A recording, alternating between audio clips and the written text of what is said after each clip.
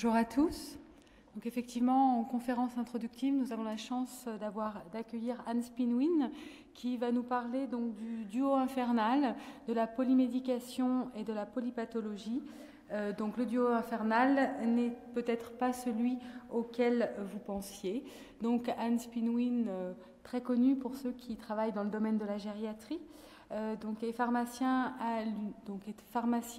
au CHU-UCL de Namur sur le site de Godine et donc est également enseignant à l'Université catholique de Louvain à la faculté de pharmacie. Donc je vais lui laisser la parole.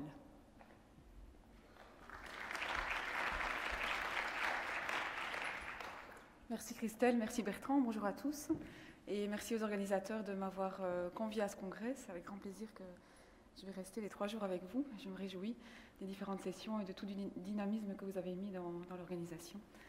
Donc voilà, je vais attendre que ça démarre. Je ne sais pas si...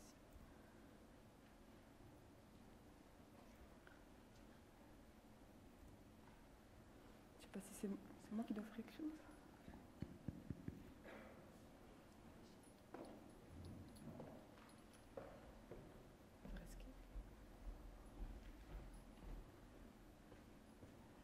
Vous pouvez lancer la présentation, s'il vous plaît.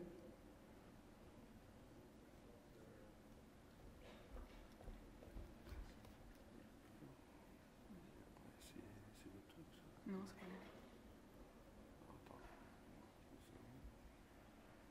Ah voilà, oui c'est ça.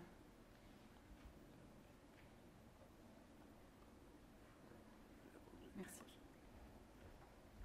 Je n'ai pas de conflit d'intérêt à déclarer.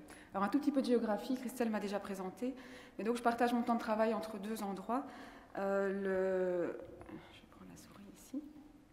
Je travaille à mi-temps comme professeur en pharmacie clinique à l'Université catholique de Louvain, qui se situe ici à Bruxelles, où je fais bien entendu de l'enseignement, mais également une activité de recherche. Je coordonne avec mes collègues Olivier Daller et Séverine Enrard un groupe de recherche plus ou moins d'une 15aine de personnes en pharmacie clinique qui tourne autour de la qualité d'évaluation des médicaments avec un focus, mais pas uniquement, mais un focus aussi sur la population gériatrique.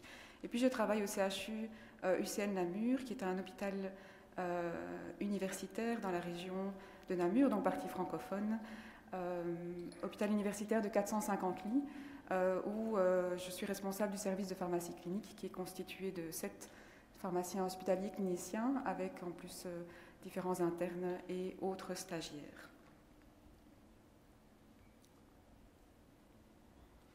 Il y a un petit souci avec le... Ok.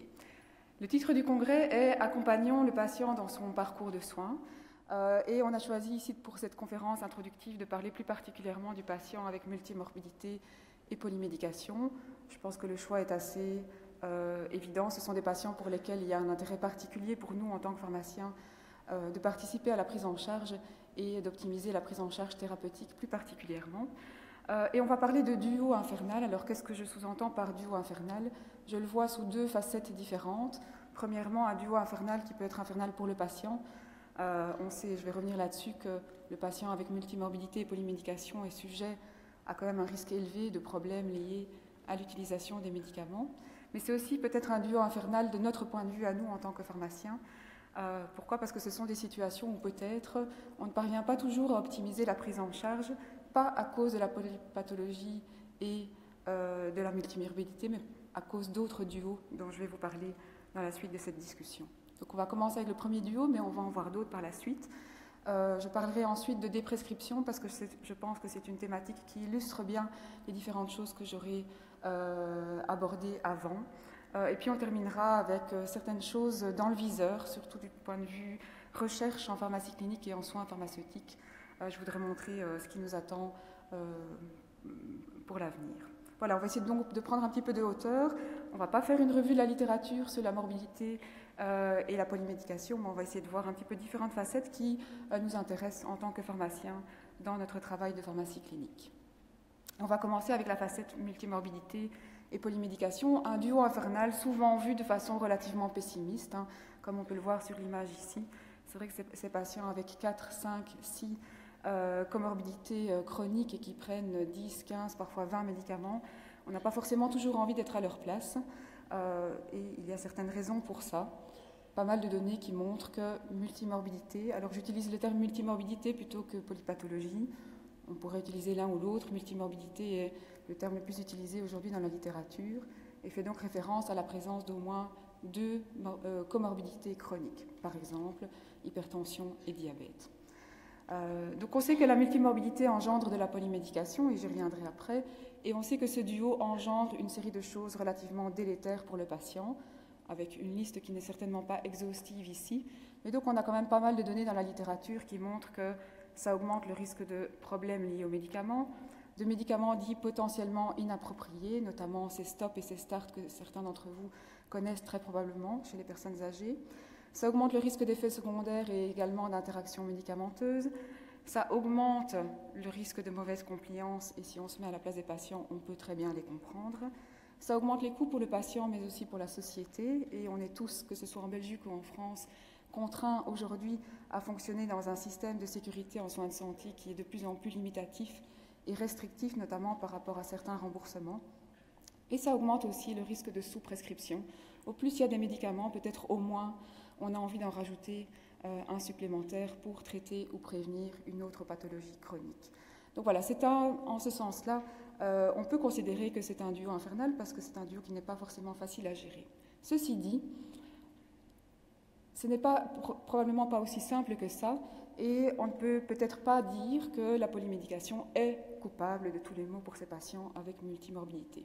Et j'aime bien cet exemple ici qui est issu d'une étude écossaise, une étude observationnelle, où ils ont, pour la première fois, ou en tout cas pour une des premières fois, regardé de façon un petit peu plus fine quel est le lien entre multimorbidité, polymédication et événements cliniques pour le patient, en l'occurrence ici l'hospitalisation. Alors qu'est-ce qu'on peut voir sur ce schéma? Vous avez ici le nombre de comorbidités, d'accord? On parle de multimorbidité à partir de 2, et vous avez ici le risque d'être hospitalisé. Alors si on prend la situation qui est ici, vous voyez ma flèche, oui, eh bien ce qu'on voit c'est que clairement le risque d'hospitalisation augmente avec la polymédication. Les patients ici qui prennent 10 médicaments ou plus ont beaucoup plus de risque d'être hospitalisés que ceux qui en prennent 1 à 3 ou pas du tout. Ça semble assez évident. Ceci dit, quand on regarde chez les patients multimorbides, 6 comorbidités ou plus, voire 4 ou 5 comorbidités, vous voyez que la tendance n'est pas aussi franche, loin de là. Et donc ceci indique que finalement, la polymédication en tant que telle semble être reliée au risque d'hospitalisation chez les patients avec 1 ou 2 comorbidités, mais ne l'est peut-être pas autant que ça pour les patients avec beaucoup plus de comorbidités. D'accord ? Donc la polymédication n'est peut-être pas le seul coupable que l'on doit mettre sur notre liste. Je trouvais ça intéressant à mentionner. Autre réflexion en termes de multimorbidité et de polymédication, c'est finalement quand on regarde ces patients multimorbides à qui on donne un grand nombre de médicaments, ces médicaments ont été testés dans des essais cliniques, est-ce que chez ces patients multimorbides, ils sont tout aussi efficaces? Alors je cite ici une étude américaine sur un nombre assez important de patients, de nouveau ce sont des données observationnelles, où l'équipe a regardé donc, chez des patients âgés, avec toute une série de comorbidités, est-ce que ces patients prennent oui ou non les médicaments qui sont recommandés sur base des guidances thérapeutiques. Alors, je vais juste prendre 1 ou 2 exemples ici. Vous voyez que si on prend la population avec insuffisance cardiaque, qui est quand même assez prévalente dans la population âgée, on voit qu'on a 67% des patients dans cette population américaine qui recevaient un bêta-bloquant et 65% qui recevaient un inhibiteur de l'enzyme de conversion ou un sartan, ce qui est inférieur au chiffre que l'on pourrait attendre, mais c'est déjà plus que la moitié. Alors ce qui est intéressant, c'est qu'ils ont regardé, de nouveau à titre observationnel, est-ce que la prise de ces médicaments est associée à des critères cliniques plus favorables pour les patients, pour voir dans une certaine mesure, est-ce que ce qui a été montré dans des études cliniques se voit dans des études observationnelles. Et de nouveau, je prends l'un ou l'autre exemple ici. Si on regarde par rapport à la prise de bêta-bloquants, chez les patients avec une maladie artérielle d'origine coronaire, on voit que la prise de bêta-bloquants est associée à une meilleure survie et que c'est significatif. Même chose pour les statines. Les statines chez les patients avec, par exemple, même chose, maladie artérielle d'origine coronarienne, diminution significative du risque de mortalité. Ça, c'est chez des patients qui ont 1 ou parfois 2 comorbidités. Qu'en est-il chez les patients qui ont davantage de comorbidités? Est-ce que les bénéfices de ces médicaments restent maintenus? Et c'est là que leur travail est très intéressant. Ils ont regardé quels sont les avantages en termes de diminution de la mortalité chez des patients qui ont toute une série de combinaisons, par exemple fibrillation auriculaire, pathologie coronarienne, hyperlipidémie et hypertension.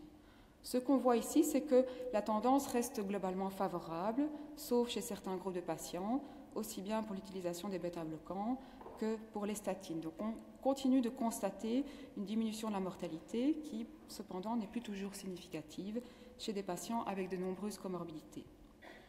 Même exercice ici avec la metformine. La metformine ne diminue pas la mortalité chez les patients diabétiques. La tendance est la même chez les patients avec multimorbidité. Intéressant ici, les anticoagulants oraux, en l'occurrence ici la warfarine, chez les patients en fibrillation auriculaire, diminution significative de la mortalité qui n'est plus observée quand on associe plusieurs comorbidités. Donc les patients avec plusieurs comorbidités, il n'y a pas de diminution significative de la mortalité avec la prise de warfarine. Ce qui est intéressant après de regarder, c'est d'essayer de comprendre quelles sont les raisons qui sous-tendent ceci.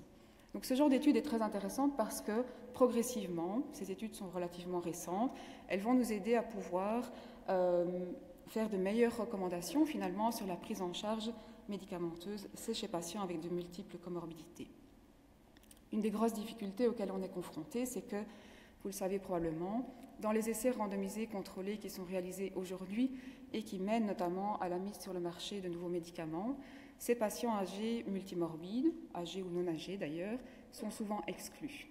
Ceci est un exemple d'une revue de littérature qui a regardé justement quel est le degré d'exclusion des patients multimorbides dans les études cliniques. Et je vais prendre un exemple qui est le premier que vous voyez ici. Pathologie d'origine coronaire. 91% des patients dans les études qu'ils ont regardées, c'était 36 études randomisées contrôlées, 91% des patients avec ce genre de pathologie dans la population ont plusieurs comorbidités. 69% sont exclus dans les études cliniques. Vous voyez que la tendance est la même, quelles que soient les comorbidités auxquelles on regarde. La majorité des patients sont concernés par un problème de comorbidité, mais malheureusement, la majorité de ces patients multimorbides continuent à être exclus des études cliniques aujourd'hui, ce qui pose évidemment certaines difficultés pour nous après par rapport à l'implémentation des recommandations. C'est là l'intérêt des données observationnelles comme celles que je viens de présenter juste avant. Alors, multimorbidité, polymédication du infernal, oui, dans une certaine mesure, même si tout n'est pas à mettre sur le dos de la polymédication et que la polymédication peut bien entendu avoir certains avantages, c'est ce qu'on recherche avant tout. Il y a cependant, je pense, d'autres, au moins un autre duo infernal, et je vais même en discuter 3 ici. Ce sont des duos qui, selon moi, nous empêchent de fournir aujourd'hui des soins pharmaceutiques ou de la pharmacie clinique de façon optimale, pas toujours, mais dans une certaine mesure, et je vais prendre plusieurs exemples avec vous.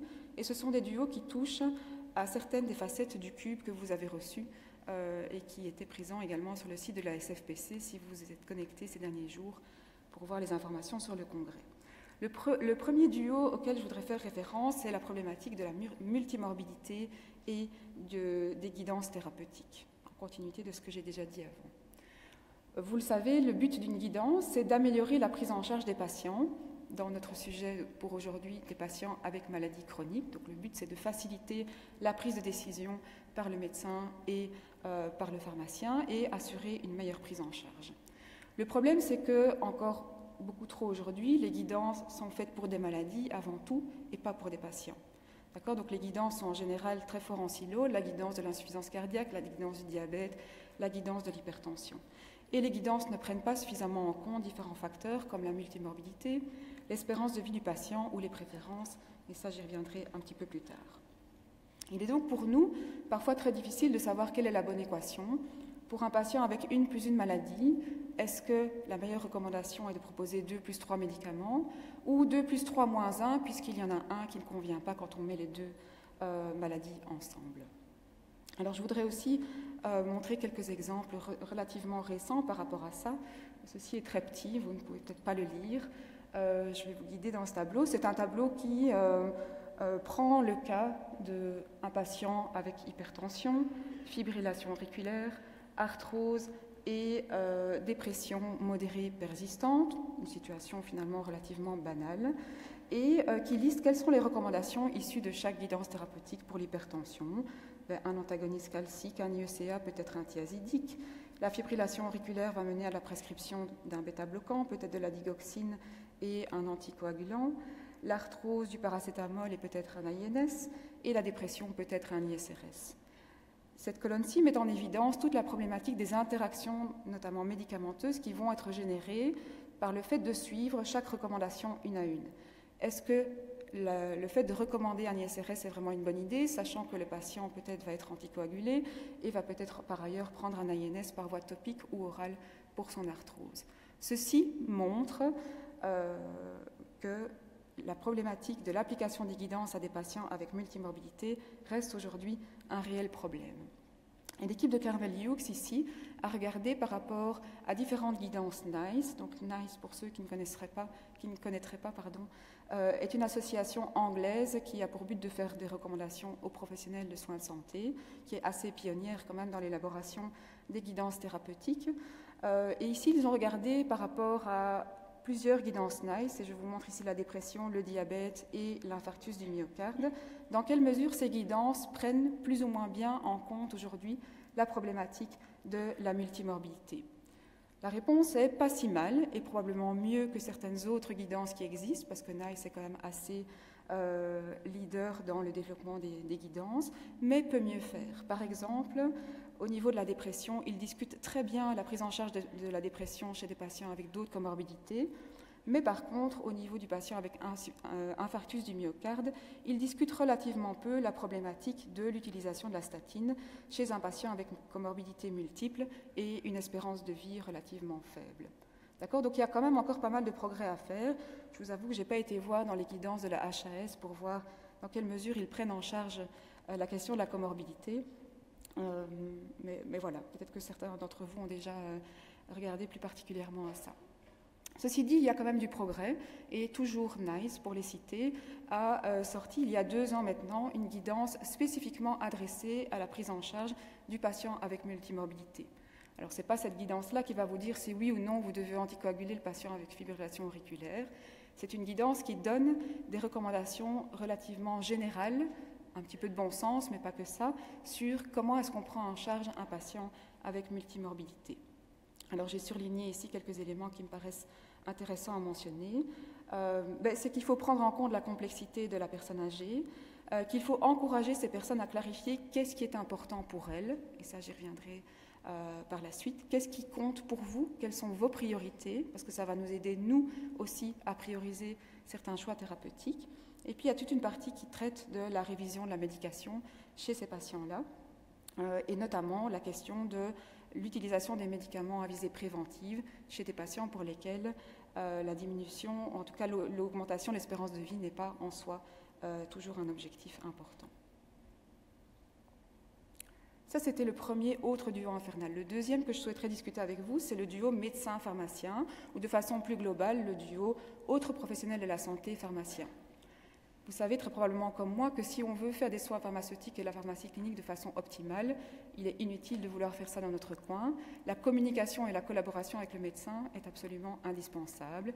Et je pense qu'on a fait énormément de progrès par rapport à ça. Certainement, quand je vois dans notre milieu hospitalier, on a fait énormément de progrès sur les 15 dernières années. Mais je pense qu'il y a quand même encore pas mal de choses à faire et de perspectives à envisager dans ce cadre-là.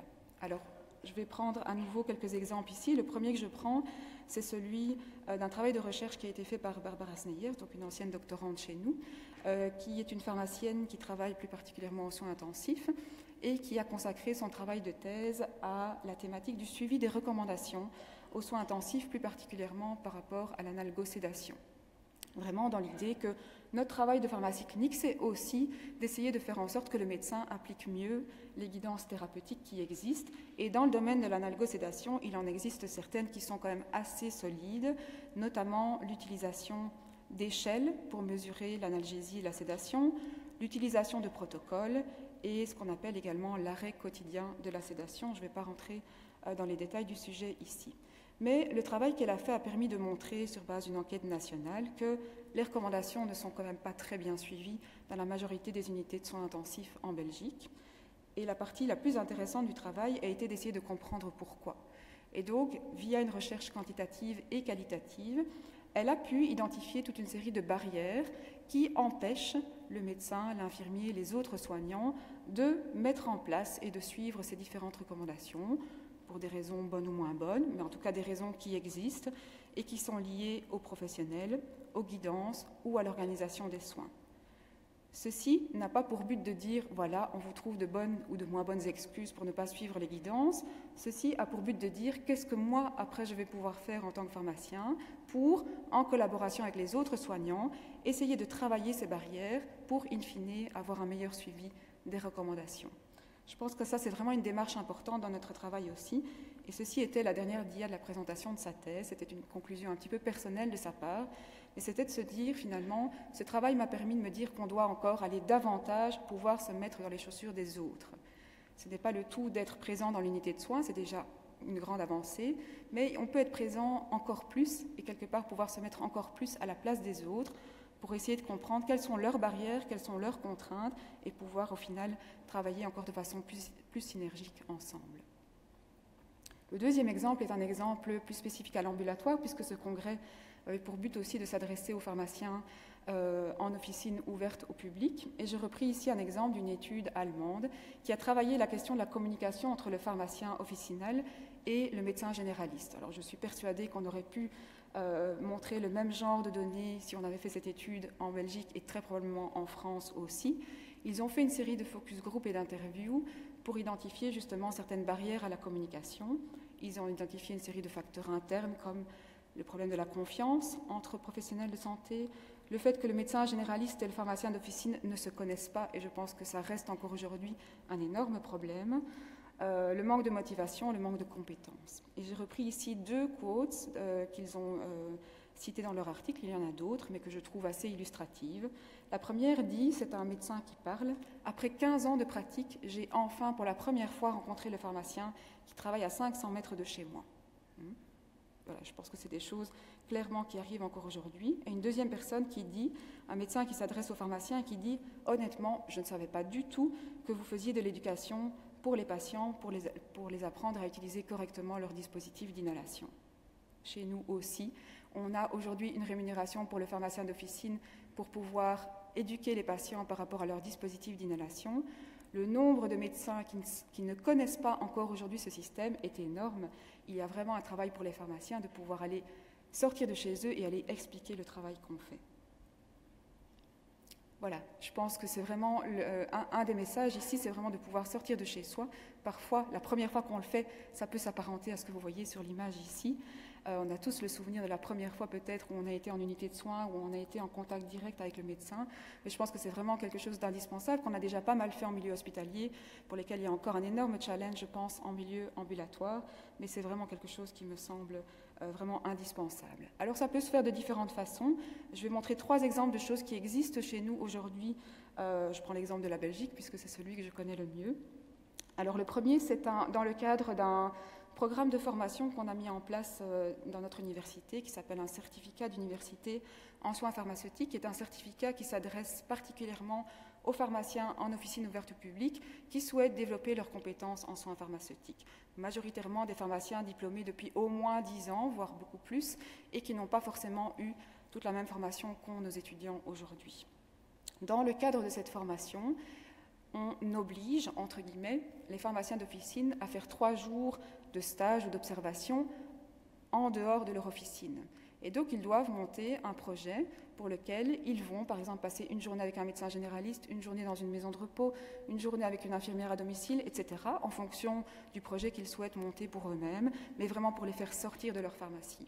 Alors, on va avoir la première cohorte qui va bientôt nous présenter les résultats de ces 3 jours à l'extérieur, mais on a déjà eu pas mal de feedback de la part de certains pharmaciens qui sont ébahis, quelque part, de l'intérêt que ça a d'aller voir à l'extérieur, mais aussi qui sont extrêmement surpris de se rendre compte que les autres professionnels ne connaissent pas le métier du pharmacien, parce que le pharmacien ne leur a probablement jamais expliqué.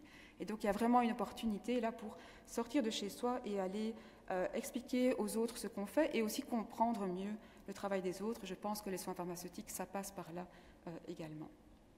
Deuxième exemple accessible chez nous en Belgique maintenant depuis 2015.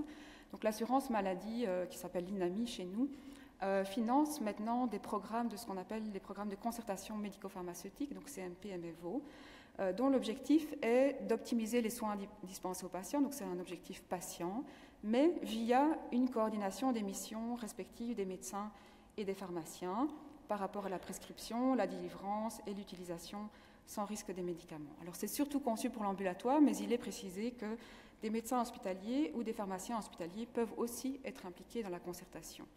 Donc les pharmaciens et les médecins en Belgique aujourd'hui ont accès à mettre en place des programmes de concertation pour lesquels il y a un financement qui est donné par l'assurance maladie et invalidité, dans le but justement d'apprendre à mieux se connaître et à mieux travailler ensemble.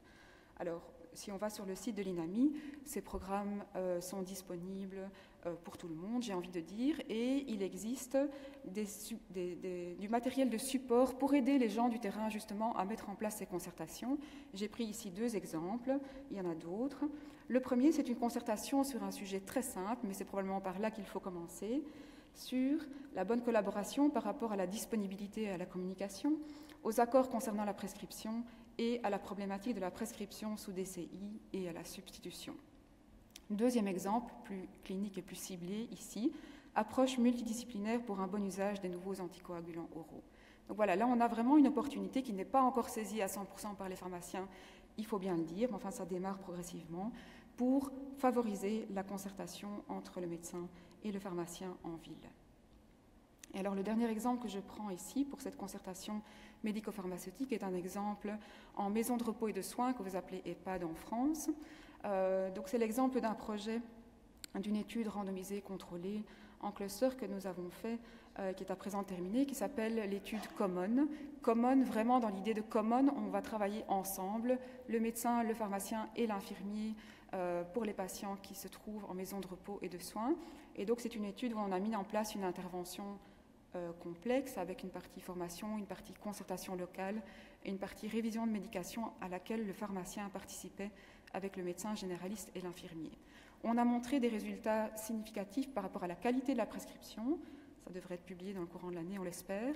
On a aussi montré des résultats extrêmement positifs en termes de satisfaction et d'enthousiasme de la part des différents professionnels qui ont travaillé, y compris les pharmaciens.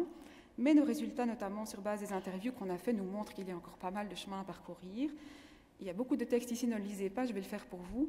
Je reprends ici 2 extraits de ce que des médecins généralistes ont dit à l'issue de l'étude. Donc, ce sont des médecins généralistes qui ont participé aux concertations avec les infirmiers et les pharmaciens. Le premier dit « Le rôle du pharmacien que nous connaissons, ce n'est pas celui-là. S'immiscer, 3 petits points, au niveau de nos traitements, ce n'est vraiment pas ça qu'on imagine. » Donc, il y a vraiment matière à communiquer sur le rôle et les missions de chacun. Le deuxième dit la chose suivante, il s'adresse au pharmacien, donc je pense que dans ton boulot de pharmacien, c'était surtout de se dire voilà ce qui ne va pas avec quoi, sous-entendu les interactions médicamenteuses. Souvent, on est confronté, on est mis dans une boîte, le pharmacien égale gestion des interactions. Je pense qu'il faut quand même que chacun doit apporter son expertise, mais chacun doit quand même être dans son boulot. Donc les médecins posent les traitements en fonction des indications et le pharmacien fait en sorte que tout se mette. Qu'est-ce que ça veut dire exactement ? Libre cours à son imagination. Enfin, moi, je vois les choses comme ça. Ça ne me dérange pas qu'elle ait accès au diagnostic, donc sous-entendu que le pharmacien ait accès au diagnostic. Je dois vous dire que dans le cadre de cette étude, nous avons conçu un dossier santé partagé où le médecin encodait les diagnostics, l'infirmier des données cliniques du résident et le pharmacien les traitements, et chacun pouvait voir ce que les autres professionnels avaient encodé. Donc le pharmacien avait accès aux indications, ce qui n'est pas le cas dans la routine aujourd'hui en Belgique. Donc ça ne me dérange pas qu'elle ait accès au diagnostic, ce n'est pas le problème, mais je pense que si elle veut avoir un avis d'expert sur le médicament, ce n'est pas avec les diagnostics qu'elle va être aidée. Eh bien voilà, tout le travail qu'il nous reste encore à faire pour qu'on soit sur la même longueur d'onde quand on parle de soins pharmaceutiques et d'interdisciplinarité dans la prise en charge des patients âgés. Et puis une dernière chose par rapport à cette interdisciplinarité extrêmement importante selon moi, j'aime bien cette image qui dit comment est-ce qu'ils pourraient travailler ensemble s'ils n'ont pas appris ensemble.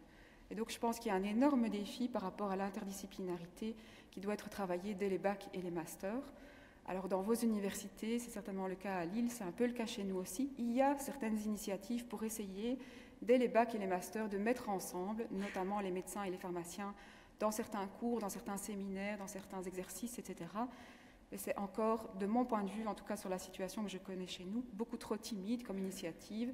Et je pense qu'on a vraiment un énorme défi pour les 10 à 20 années qui viennent de développer davantage cette interdisciplinarité. Nous avons par exemple maintenant des séminaires de prescription pour nos étudiants en dernière année de médecine générale et de pharmacie, où les étudiants se retrouvent ensemble pour analyser des prescriptions. Ça permet à chacun de voir ce que fait l'autre. On a quelques exemples ponctuels comme ça, mais il y a moyen de faire davantage. Et je pense que l'expérience dans d'autres pays à l'étranger peut vraiment nous aider par rapport à ça. Dernier duo infernal dont je voudrais parler, c'est le duo professionnel de la santé au sens large, patient. Nous ne sommes pas toujours sur la même longueur d'onde et nous ne nous en rendons pas toujours compte non plus. Alors comment est-ce que je voudrais aborder cette question-là ? Avec l'exemple de la question de la révision de la médication chez le patient âgé avec comorbidité. Vous avez un patient avec 5 comorbidités qui prend 12 médicaments. Nous, en tant que pharmaciens, on va pouvoir dire je pense que là, il y a peut-être un médicament qui doit être arrêté, tel autre qui doit être modifié, tel autre qui doit être commencé. Ça, c'est mon point de vue en tant que pharmacien. Mais quel est le point de vue du patient ? Pour lui, qu'est-ce qui compte quand on fait la révision de la médication chez la personne âgée ? Alors, je parle de ce sujet en parlant d'un projet européen auquel on participe pour le moment, chez des patients âgés multimorbides polymédiqués, où on réalise une étude randomisée contrôlée dans 4 pays. On randomise 500 patients pour le moment chez nous en Belgique. Et en travail préparatoire à cette étude, nous avons développé ce qu'on appelle un Core Outcome Set.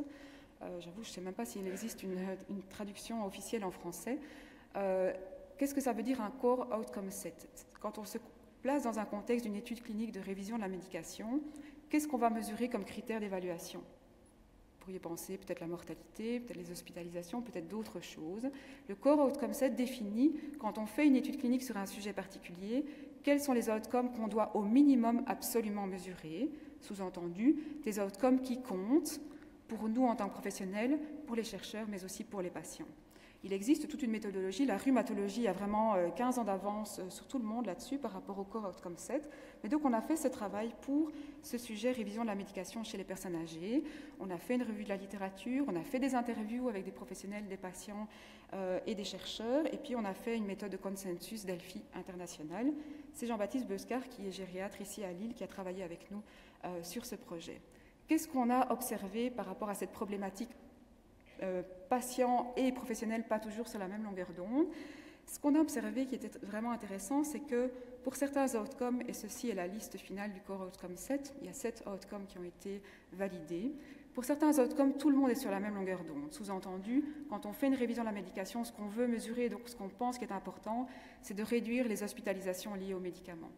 Mais par contre, il y a d'autres outcomes qui sont plus en bas de la liste, qui n'ont jamais été pensés et mesurés actuellement, mais que les patients ont mis comme étant extrêmement prioritaires de leur point de vue. Et l'outcome que je vais prendre ici comme exemple, c'est le pain relief, donc le soulagement de la douleur. C'était vraiment frappant de voir dans le consensus Delphi qu'on a fait que les patients du début à la fin ont dit c'est vraiment quelque chose d'important à mesurer parce que c'est quelque chose d'important pour nous, c'est quelque chose qui n'a jamais été mesuré dans les études jusqu'à présent et c'est quelque chose pour lequel les chercheurs et les professionnels n'étaient pas convaincus qu'il fallait vraiment mesurer ça.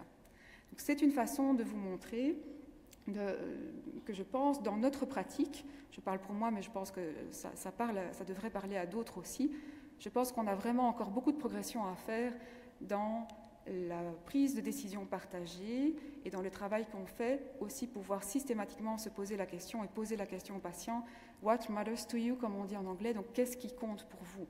Quand je revois un traitement, moi je pense que l'anticoagulant c'est vraiment prioritaire, mais est-ce que c'est vraiment en lien, en phase avec les priorités du patient? Alors comment est-ce qu'on peut faire ce genre de choses? Il n'y a pas encore vraiment un outil tout à fait validé qui peut être utilisé. On peut déjà simplement poser la question aux patients, finalement, qu'est-ce qui compte pour vous par rapport à différentes choses et aux médicaments? Il y a aujourd'hui une équipe en Hollande qui a déjà sorti plusieurs publications par rapport à l'utilisation d'un outil qui s'appelle le Opt Tool, qui est un outil tout simple que vous voyez là, où le patient doit mettre des priorités par rapport à 4 outcomes différents. Le premier, c'est rester en vie. Le deuxième, c'est rester indépendant. Le troisième, c'est réduire la douleur. Vous voyez, on retrouve la douleur de nouveau ici. Et le dernier, c'est réduire d'autres symptômes. Le patient ne peut pas mettre la priorité sur tout, il doit mettre la priorité sur certains critères par rapport aux autres. Et cela aide après le professionnel à faire la priorisation dans les changements de traitement qui doivent être établis. C'est encore utilisé surtout dans un cadre de recherche, mais peut-être que c'est le genre d'outil qu'on va nous-mêmes pouvoir utiliser par la suite dans notre pratique également pour essayer de mettre davantage le patient au centre des décisions. Voilà, je voudrais illustrer un petit peu les différents concepts avec la thématique de la déprescription, parce que je pense que tous les duos dont j'ai parlé avant s'appliquent très bien à ce concept. Et j'aime bien cette phrase qui dit qui n'est pas du tout récente, comme vous pouvez le voir, ce n'est pas un art de peu d'importance que de prescrire correctement des médicaments, mais c'est un art d'une bien plus grande difficulté que de savoir quand les arrêter ou ne pas les prescrire. Alors la déprescription est un terme qui n'est pas utilisé depuis tellement longtemps, quelques années maintenant. C'est aujourd'hui devenu un mesh dans PubMed. Et de plus en plus d'études utilisent le terme deprescribing. Voilà, la déprescription, c'est ceci.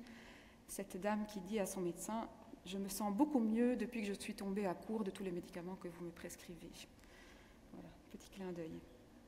La déprescription, je pense que c'est vraiment un sujet passionnant. On commence à voir aujourd'hui de plus en plus des études randomisées, contrôlées, non pas pour évaluer l'efficacité d'un nouveau médicament, mais pour évaluer l'efficacité et la sécurité de la déprescription. Ceci est un exemple d'une étude qui a évalué la déprescription chez des patients âgés fragiles avec une espérance de vie relativement limitée. Étude qui a montré que dans le bras déprescription, la mortalité n'était pas plus élevée, mais surtout la qualité de vie par rapport à certains critères était meilleure dans le bras déprescription. Ceci devrait nous aider petit à petit à avoir plus de preuves et plus de données cliniques sur la déprescription. Autre exemple, première méta-analyse Cochrane sur la déprescription, en l'occurrence ici la déprescription des IPP. Ils ont revu une série d'essais randomisés contrôlés sur la déprescription des IPP et cela nous donne certaines guidances sur dans quelle mesure c'est efficace et c'est sécure d'envisager la déprescription des inhibiteurs de la pompe à protons. Et puis pour nous, en tant que cliniciens, il y a aussi de plus en plus de matériel à notre disposition. Je ne sais pas si vous connaissez ce site qui s'appelle deprescribing.org. C'est un site canadien, plus particulièrement québécois, donc il est accessible en français également, qui donne une série de guidances pour les professionnels, mais aussi pour les patients, par rapport à la déprescription. C'est fait par une équipe de gériatrie à Montréal. On a par exemple un algorithme sur la déprescription des inhibiteurs de la pompe à protons. Il y en a par rapport à toute une série d'autres médicaments. Je pense que ça vaut vraiment la peine d'y jeter un œil. Il y a des données cliniques, il y a aussi des données sur est-ce que vous avez pris en compte la vie du patient par rapport à ça. Et puis il y a des recommandations sur quand on arrête, comment est-ce qu'on arrête. Nous avons ce genre de choses depuis peu également en Belgique. C'est un début, mais la SBL qui s'appelle Pharmaca, qui a pour but justement de fournir du support aux professionnels de la santé, a l'année dernière fait un algorithme de déprescription sur, de nouveau, je prends l'exemple ici des inhibiteurs de la pompe à protons, il y en a pour les antipsychotiques également. Donc quelle est la balance bénéfice-risque et quand on envisage, dans quelle situation on peut envisager oui ou non, et si on le fait, comment est-ce qu'on le fait. Et en parallèle, ils ont également développé des outils pour les patients, parce qu'on ne peut pas faire de la déprescription tout seul, des outils pour les patients qui expliquent finalement de quels médicaments on parle, ceci est juste une partie, mais pourquoi est-ce qu'on arrête, comment est-ce qu'on peut arrêter. Donc le but est vraiment d'arriver à des décisions partagées de déprescription et à la mise en place efficace de la déprescription. Je pense que ça, c'est vraiment quelque part quelque chose de très intéressant pour nous aussi. Il faut qu'on se mette dans cette démarche de déprescription et qu'on prenne une part active par rapport à ça, en termes d'éducation du patient, en termes de sensibilisation du médecin également. Et puis pour terminer, qu'est-ce qu'on a dans le viseur? Alors j'ai envie de regarder à qu'est-ce qu'on a dans le viseur, surtout d'un point de vue recherche en pharmacie clinique et en soins pharmaceutiques. Et je voulais ici pointer plus particulièrement deux très belles études qui ont été publiées récemment, qui montrent quelque part la valeur ajoutée de la démarche de pharmacie clinique et de soins pharmaceutiques en collaboration avec les autres professionnels de la santé. La première est une étude qui a été menée par l'équipe de Katia Taxis aux Pays-Bas, qui est une étude qui a été faite dans les EHPAD, donc les maisons de repos et de soins, une étude de déprescription, justement, des médicaments chez ces résidents-là. Alors c'est une étude où l'intervention qu'ils ont évaluée, c'est une intervention où le pharmacien avait une place quand même assez importante. Il y avait d'abord une évaluation du dossier du patient avec notamment une prise en compte de la perspective du patient, intéressant. Une révision qui était faite par le pharmacien, ceci est le temps moyen qu'ils avaient prévu par patient pour l'intervention. Ensuite, une discussion multidisciplinaire médecin-pharmacien par rapport aux modifications envisagées et une mise en place du plan de soins pharmaceutique. Leur critère d'évaluation primaire, c'était le fait d'avoir réussi à arrêter un médicament sans détérioration des symptômes. Donc, ils ont mesuré aussi la symptomatologie dans cette étude. Je n'ai pas mis la p-valeur et l'intervalle de confiance ici, mais faites-moi confiance, ils ont une diminution statistiquement significative avec 30% versus 40% des résidents chez qui on a pu avoir ce critère d'évaluation présent. Donc ça veut dire un nombre de patients à traiter de plus ou moins 10, ce qui est quand même tout à fait intéressant comme effet. Et puis le deuxième exemple, c'est une étude qui est sortie la semaine dernière ou la semaine d'avant, dans JAMA Internal Medicine, une étude danoise, vraiment une étude de pharmacie clinique, le terme pharmacie clinique est utilisé dans le titre, qui a été faite dans plusieurs hôpitaux au Danemark, si je ne me trompe pas, plus ou moins 1500 patients, pris en charge par plus de 10 pharmaciens différents, donc il y a une composante multicentrique ici intéressante, où ce que je trouve particulièrement intéressant ici, c'est qu'ils ont évalué, en fait, il y a 3 bras dans l'étude. Il y a le bras soins habituel, le groupe contrôle, et puis ils ont évalué 2 niveaux d'intervention différents. L'intervention qu'ils appellent basique, c'est-à-dire une révision de la médication pendant le séjour hospitalier, d'accord, et puis une intervention étendue, comme ils l'ont appelé, où en plus de la révision de la médication, ils ont fait la conciliation médicamenteuse à la sortie et ils ont fait une communication assez soutenue avec le patient qui était appelé par téléphone 1 semaine après la sortie et 6 mois après la sortie, et également, pas toujours, mais chaque fois que nécessaire, avec le médecin généraliste, le pharmacien d'officine et éventuellement l'infirmier à domicile. En moyenne, 114 minutes par patient, donc c'est quand même une intervention assez conséquente pour le pharmacien. Mais ce qui est intéressant, et vous le voyez bien ici dans la courbe, c'est que leur critère d'évaluation, c'était les réhospitalisations et les visites aux urgences à 30 jours et 180 jours, et aussi bien à 30 jours qu'à 180 jours, on voit ici sur la courbe en bleu une diminution relativement importante finalement du risque de réhospitalisation et de visite aux urgences, avec de nouveau un NNT qui se situe plus ou moins aux alentours de 10. Et ceci nous montre aussi que, en tout cas dans leur environnement à eux, faire simplement la révision de la médication n'est pas suffisant. Vous voyez que la courbe orange, elle se superpose quand même avec la courbe groupe contrôle, mais faire en plus le lien avec l'ambulatoire et la conciliation médicamenteuse, ça apporte vraiment une valeur ajoutée. Et puis l'affaire est à suivre, puisqu'il existe d'autres études qui sont en cours. J'ai mentionné l'étude Opéram à laquelle nous participons pour le moment. En préparant cette présentation, je suis tombée aussi sur quelques protocoles d'études multicentriques qui se font actuellement en France, coordonnés par certains chercheurs qui sont, je pense, ici présents dans la salle. Voilà, on a ici 2 études dont je me ferai un plaisir d'entendre le déroulement et de voir les résultats quand ils viendront, mais 2 études vraiment multicentriques dans plusieurs hôpitaux en France, où on évalue justement un protocole de révision de médication et de conciliation médicamenteuse sur des outcomes cliniques relativement forts qui sont mesurés au niveau des patients.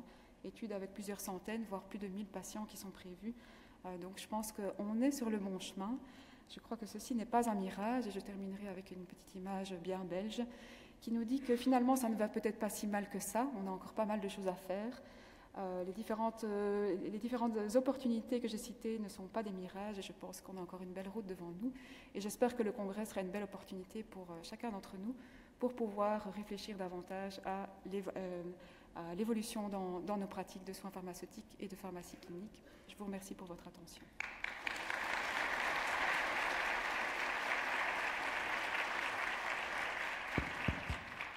Merci beaucoup Anne pour ton intervention très claire et qui pose bien finalement tout le déroulé du congrès et plein de thèmes sur lesquels on va pouvoir revenir très largement par la suite.